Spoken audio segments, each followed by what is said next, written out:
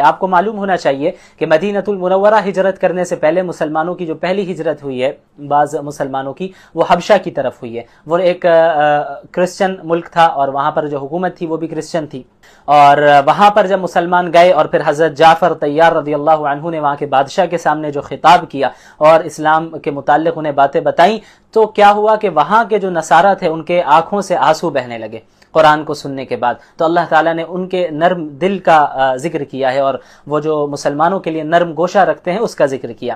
اس کے بعد اللہ تعالیٰ نے فرمایا یا ایھا الذین آمنوا لا تحرموا طیبات ما احل اللہ لکم، کہ اے ایمان والو جن چیزوں کو اللہ نے حلال قرار دیا ہے تم انہیں حرام نہ کرو۔ یہاں پر ایک اصول اللہ تعالیٰ نے بیان کر دیا مسلمانوں کے لیے بھی اور تمام انسانیت کے لیے بھی، کہ حلال اور حرام قرار دینا کسی بھی چیز کو، یہ کام صرف اللہ رب العالمین کا ہے، کسی مخلوق کا نہیں ہے۔ اللہ نے جس چیز کو حلال قرار دیا ہے اس کو حرام کرنے کا اختیار کسی کے پاس نہیں ہے، اللہ نے جس چیز کو حرام قرار دیا ہے اس کو حلال قرار دینے کا اختیار کسی کے پاس نہیں ہے، بلکہ اللہ ہی وہ واحد ذات ہے جو چیزوں کو حلال اور حرام قرار دے سکتی ہے۔ اس کے بعد پھر قسم کی چند صورتوں کا ذکر ہے۔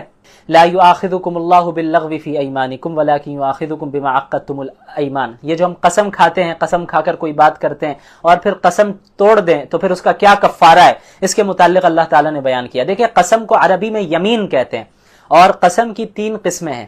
سب سے پہلی قسم ہے یمین لغو۔ کیا ہے یمین لغو؟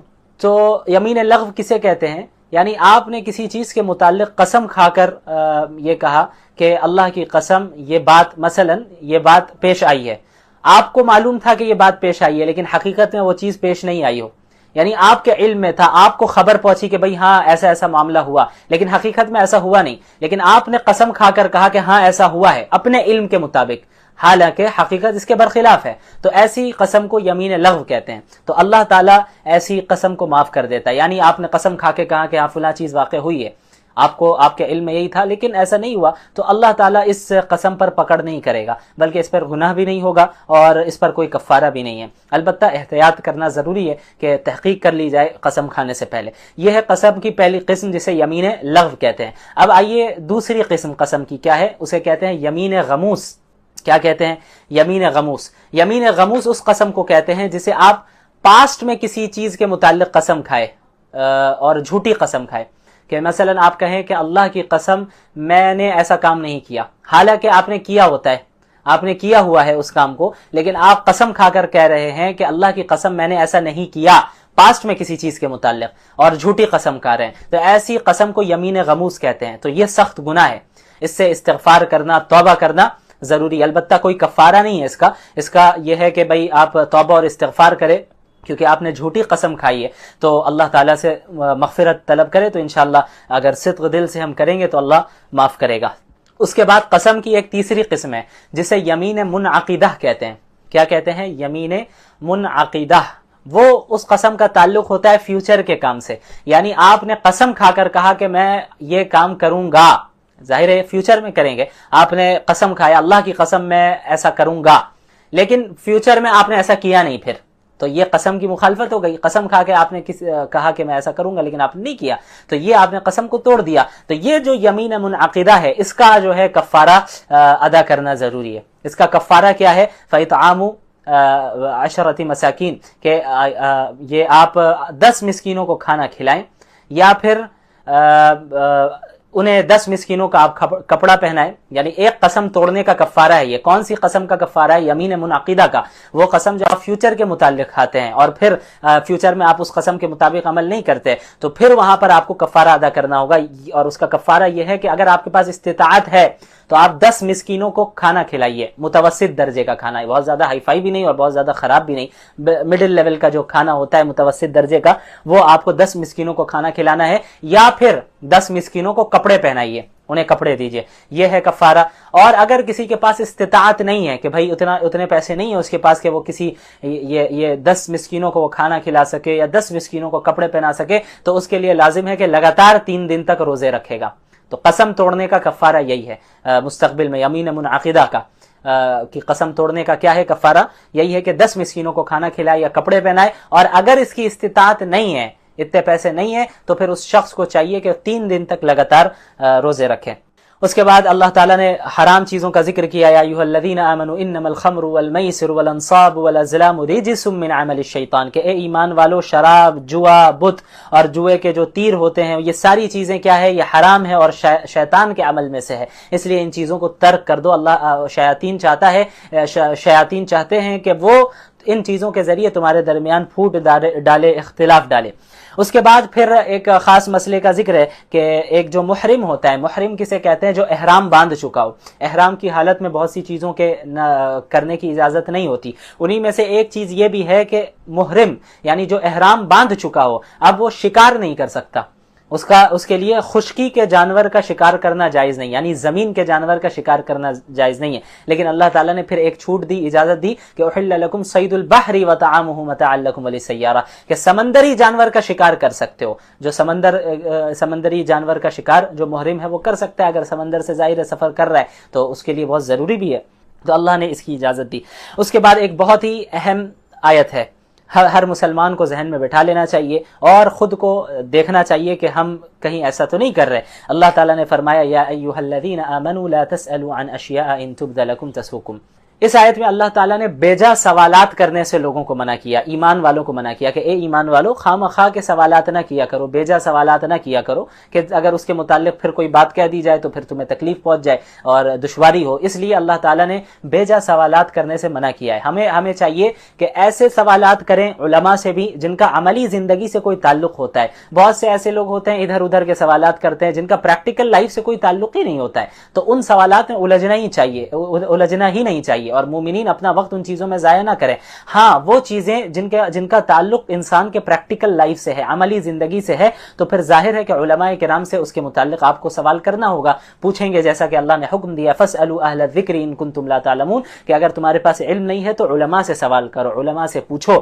تو بھائی کون سی چیز واجب ہے، کون سی چیز فرض ہے، مستحب ہے، ناجائز ہے، ان ساری چیزوں کا حکم اسی وقت آپ معلوم کر پائیں گے۔ آپ کے پاس اگر علم نہیں ہے تو آپ کو علماء سے پوچھنا ہوگا، سوال کرنا ہوگا، تو وہ تو جائز ہے۔ لیکن خواہ کے سوالات، مثلا بھائی حضرت آدم نے کون سا پھل کھایا تھا جس کی وجہ سے جنت سے نکالا گیا، حضرت موسیٰ کی لاٹھی کا رنگ کیا تھا، کس لکڑی کا سے وہ بنی ہوئی تھی وہ لاٹھی، تو یہ ایسے سوالات ہیں جن کا ہماری عملی زندگی سے کوئی تعلق نہیں ہے اور ہمیں ان چیزوں کی تفصیل جان کر کوئی فائدہ بھی نہیں حاصل ہونے والا۔ جن چیزوں کو جاننا ہمارے لیے ضروری تھا اللہ نے اتنی چیزوں کی وضاحت کر دی ہے، تو بیجا سوالات سے ہمیں بچنا ہے۔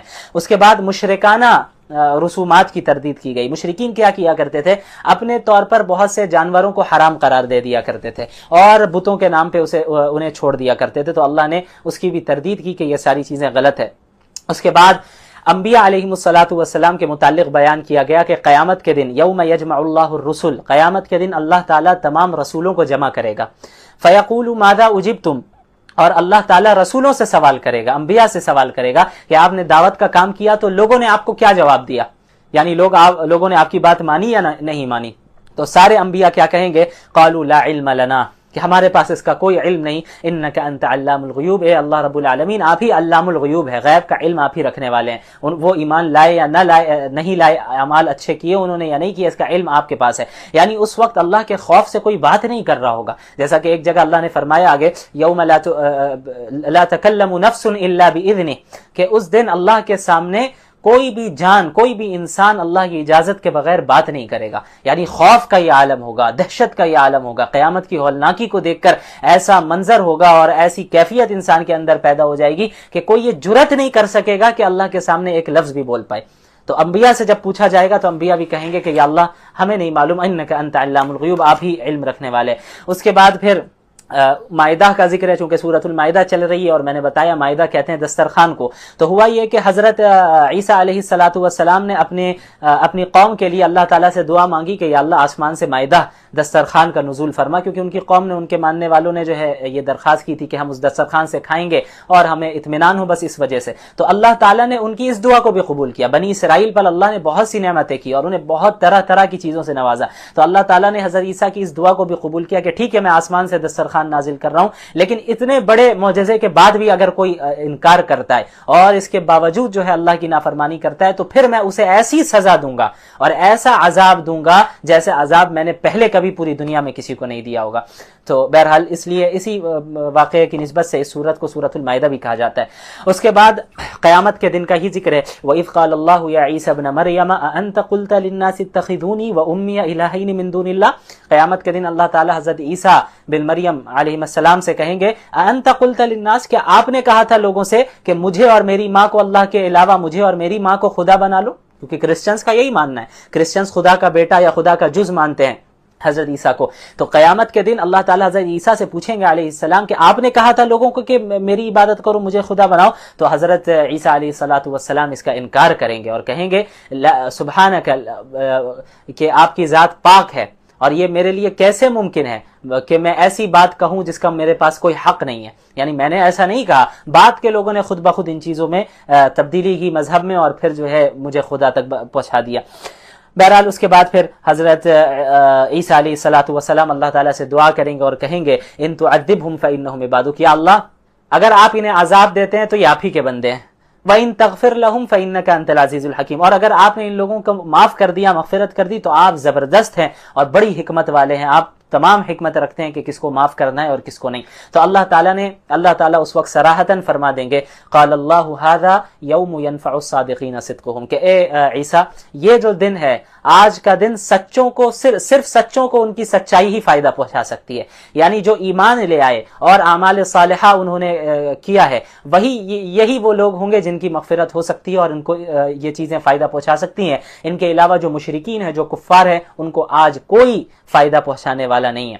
بہرحال اس کے بعد سورۃ الانعام کی ابتدا ہوتی ہے. انعام کہتے ہیں مویشیوں کو, چوپائے کو. چوپائے کسے کہتے ہیں؟ چار پیر پر چلنے والے جانوروں کو. چونکہ ان جانوروں کا ذکر ہے ان صورتوں میں, اس صورت میں, اس وجہ سے اس پوری صورت کو سورۃ الانعام اس کا نام رکھ دیا گیا. تو اس صورت میں بھی اللہ رب العالمین نے توحید کا ذکر کیا ہے اور رسول اللہ صلی اللہ علیہ وسلم اور دیگر انبیاء کی رسالت کے بارے میں بات ہوئی ہے. اس کے علاوہ قیامت کے متعلق اور اللہ کی قدرت کے متعلق دلائل کے ذریعے اللہ تعالیٰ نے آیتوں کا نزول کیا اور اللہ کی قدرت کو اور قیامت کو دلائل کے ذریعے ثابت کیا ہے. اور اس کے ساتھ ساتھ اس صورت میں, سورۃ الانعام میں, مشرکین کے جو غلط عقائد تھے, ان کے جو غلط نظریات تھے, ان کی تردید بھی کی ہے. بہرحال مشرکین جو ہے قیامت کے دن اللہ تعالیٰ جب انہیں جمع کریں گے, اللہ نے فرمایا سورۃ الانعام میں وَيَوْمَ نَحْشُرُهُمْ جَمِيعًا کہ اس دن ہم سب کو ایک جگہ جمع کریں گے. ثم نقول للذین اشرکوا پھر ایک مدت کے بعد ہم مشرکین سے کہیں گے این شرکاؤکم الذین کنتم تزعمون کہ تم جو دنیا میں شرک کرتے آئے تو وہ کہاں ہے, وہ چیزیں کہاں ہیں, وہ لوگ کہاں ہیں جن کو تم میرے ساتھ شریک ٹھہراتے تھے. یعنی لے کے آؤ انہیں, اگر آج تمہیں کوئی نفع پہنچا سکتا ہے تو پہنچا کر دکھائے. جو دنیا میں تم میرے ساتھ شرک کرتے آئے اور جن لوگوں کو میرے ساتھ شریک ٹھہراتے آئے, جن چیزوں کو میرے ساتھ شریک ٹھہراتے آئے, تو ذرا لے کر آؤ ان سب کو. وہ سب کہاں ہیں؟ آج میں خدا ہوں اور میں ہی خدا تھا اور آج صرف میری حاکمیت ہے, اور صرف وہی کامیاب ہوگا جو ایمان اور اعمال صالحہ پر ڈٹا ہوگا. تو کچھ دیر کے بعد جو ہے یہ جواب دیں گے مشرکین کہ ہم تو شرک کرتے ہی نہیں تھے. تو اللہ تعالیٰ ان کی زبانوں پر مہر لگا دے گا اور ان کے جو جسم کے اعضاء ہوں گے وہ گواہی دیں گے کہ ہاں یہ مشرک تھے. بہرحال پھر مشرکین کی تمنا بیان کی جا رہی ہے. کیا ہے؟ قد خسر الذين كذبوا بلقاء الله حتى إذا جاءتهم الساعة بغتة قالوا يا حسرتنا على ما فرطنا فيها وهم يحملون أوزارهم على ظهورهم کہ قیامت کے دن جب ان مشرکین کو جہنم کے دروازے پر لایا جائے گا اور جہنم کے کنارے پر کھڑا کر دیا جائے گا, تو جہنم کے عذاب کو دیکھ کر, جہنم کی ہولناکی کو دیکھ کر یہ تمنا کریں گے کہ کاش ہم دوبارہ دنیا میں واپس بھیج دیے جائیں اور اب ہم ایمان لے آئیں گے. کاش یا حسرتنا علی ما فرطنا فیہا کہ ہائے افسوس میں ہم نے کیا کوتاہی دنیا میں کر دی, ہم نے رسول اللہ کا انکار کیا, ہم مسلمانوں کا مذاق اڑاتے رہے, ہم ایک اللہ پر ایمان نہیں لائے, ہم محمد الرسول اللہ صلی اللہ علیہ وسلم پر ایمان نہیں لائے, ہم تمام انبیاء پر ایمان نہیں لائے, ہم نے اسلام کو عام مذہبوں کی طرح سمجھ لیا. لیکن اسلام تو وہ مذہب تھا جو اللہ کی طرف سے نازل ہوا ہے, ہمیں اس کو قبول کرنا تھا تبھی ہمارے لیے نجات ممکن تھی, لیکن ہم نے اسلام کو ریجیکٹ کر دیا. ہائے افسوس کہ کاش اب ہم واپس دنیا میں بھیج دیے جائیں تو اب ایمان لے آئیں گے. تو قیامت کے دن یہ افسوس کرنا کسی کو کوئی کام نہیں, نفع نہیں پہنچانے والا کہ اب واپسی نہیں ہے, اب کوئی واپسی نہیں ہے. یہی یہ دنیا کی زندگی ہے جو 60-70 سال کی زندگی ہے, اور اس کی بھی کوئی گارنٹی نہیں ہے. کسی کی 40 سال میں موت ہوتی ہے, 50 میں, 20 میں, 22 میں, اور آج کل تو اچانک کی موتیں بہت زیادہ کثرت سے ہو رہی ہیں. نوجوان بھی فوراً خبریں بہت ساری ملتی ہیں کہ نوجوان آدمی تھا اور وہ مر گیا, حادثے میں مر گیا. تو یہ زندگی جو ہے, یہ دیکھیں, میں سب سے کہوں گا, اس میں میں اپنے آپ کو شامل کر کے کہہ رہا ہوں کہ یہ ایک جو ہمارے پاس لمیٹڈ ٹائم ہے, بس یہی وہ وقت ہے جس میں ہم کچھ کر سکتے ہیں.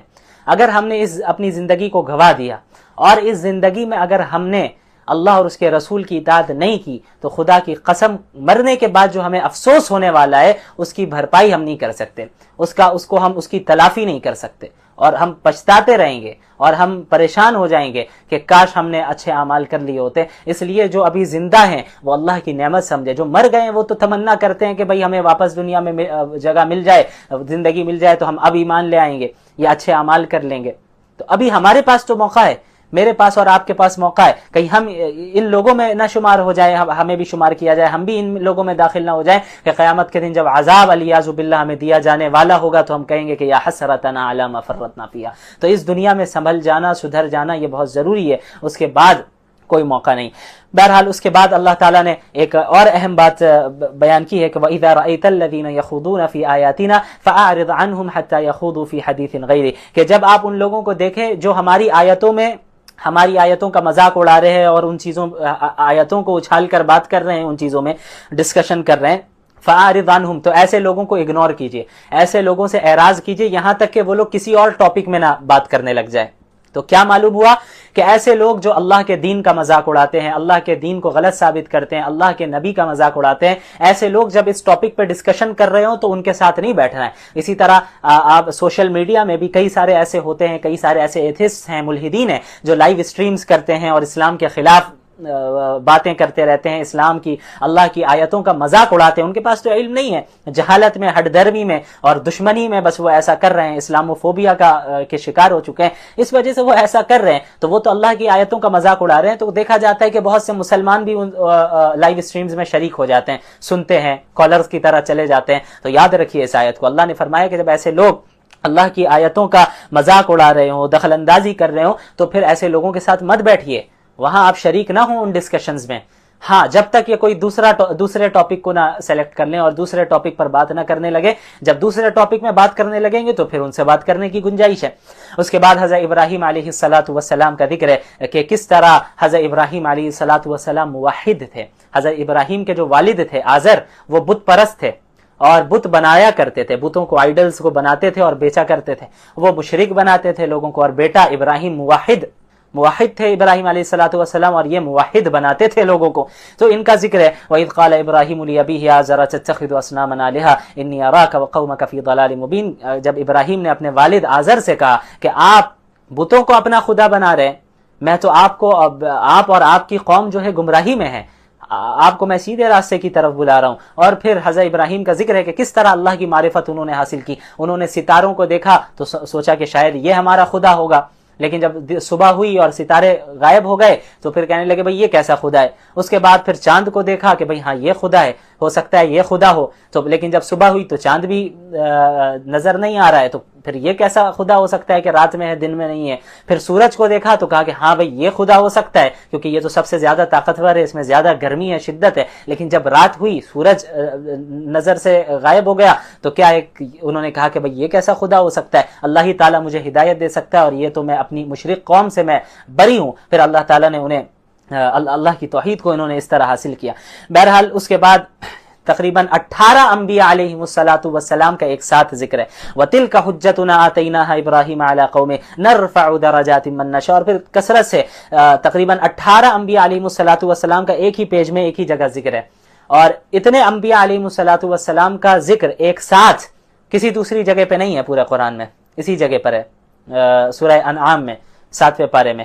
یہاں پہ تقریباً جن انبیاء کا نام لیا گیا, حضرت ابراہیم ہے, حضرت اسحاق ہے, حضرت یعقوب ہے, حضرت نوح ہے, حضرت داؤد ہے, حضرت سلیمان ہے, حضرت ایوب ہے, حضرت یوسف ہے, حضرت موسیٰ ہے, حضرت ہارون ہے, حضرت زکریا ہے, حضرت یحییٰ, حضرت عیسیٰ, حضرت الیاس, حضرت اسماعیل, حضرت یسع, حضرت یونس، حضرت لوط علیہم السلام، ان تمام انبیاء کے نام لیے گئے اور ہمیں حکم دیا گیا کہ ان کی تعلیمات پر عمل کیجیے اور ان حضرات کے نقش قدم پر آپ لوگوں کو چلنا ہے۔ تو ان حضرات کے نقش قدم پر چلنے کا کیا مطلب؟ عقائد جو ان کے تھے وہی اختیار کرنا ہے۔ شریعت کے جو مسائل ہوتے ہیں وہ تو انبیاء علیہم السلام کی شریعتوں میں مختلف رہے، لیکن اصول دین تو سب کے برابر ہی رہے، یعنی جو عقائد سب کے تھے وہی عقائد ہمارے بھی ہے۔ سب توحید کے قائل تھے، انبیاء علیہم السلام کی نبوت کے قائل تھے، اللہ کی قدرت کے قائل تھے، تو ان عقائد پر ہمیں بھی عمل کرنا، اور کس طرح یہ مخلص تھے، کس طرح ان کے اندر صداقت تھی، دیانت تھی، سچائی اور ایفاء عہد کو پورا کرتے تھے، معاہدے کو پورا کرتے، حقوق کی ادائیگی کرتے، پاک دامنی اختیار کرتے، تو ان تمام چیزوں کو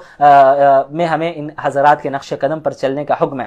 اس کے بعد پھر اللہ تعالیٰ نے اپنی ذات و صفات کا ذکر کیا اور اس پر دلائل دی کہ اللہ ہی تعالیٰ ہے جو ساری زمین و آسمان کا بنانے والا ہے، اور اللہ تعالیٰ نے زمین و آسمان کی جو چیزیں ہیں اس پر غور کرنے کا حکم دیا اور اس کا ذکر کیا کہ اللہ ہی رب العالمین ہے جو ان چیزوں کو چلا رہا ہے، پورے کائنات کے سسٹم کو چلا رہا ہے، ہمارے لیے غذا کا انتظام کر رہا ہے، جو ساری چیزیں پیش آ رہی ہیں اللہ ہی کرنے والا ہے۔ تو اللہ کی ذات کو تو ہم پورے یونیورس کے سسٹم سے ہی اللہ کی معرفت ہم حاصل کر سکتے ہیں، اللہ رب العالمین کو پہچان سکتے ہیں کہ ہر جگہ اللہ کی نشانی موجود ہے، ایک ایک چیز میں اللہ کی قدرت کی نشانی موجود ہے۔ اس کے بعد اللہ تعالیٰ نے فرمایا لا تدرکہ الابصار وهو يدرك الابصار وهو اللطيف الخبیر، کہ جو اللہ تعالیٰ کی ذات ایسی ہے کہ جو نگاہیں انہیں دیکھ نہیں سکتی، انسان کی نظریں انہیں نہیں دیکھ سکتی، لیکن اللہ رب العالمین تمام نظروں کو دیکھ رہا ہے۔ تو ہمارا یہ عقیدہ ہے اہل السنت والجماعت کا کہ اس دنیا میں رہتے ہوئے انسان اپنی آنکھوں سے اللہ رب العالمین کو نہیں دیکھ سکتا، انسان کے پاس اتنی قوت نہیں ہے کہ وہ اپنی آنکھوں سے اسی دنیا میں رہتے ہوئے اللہ رب العالمین کو دیکھ لے، ایسا ممکن نہیں ہے۔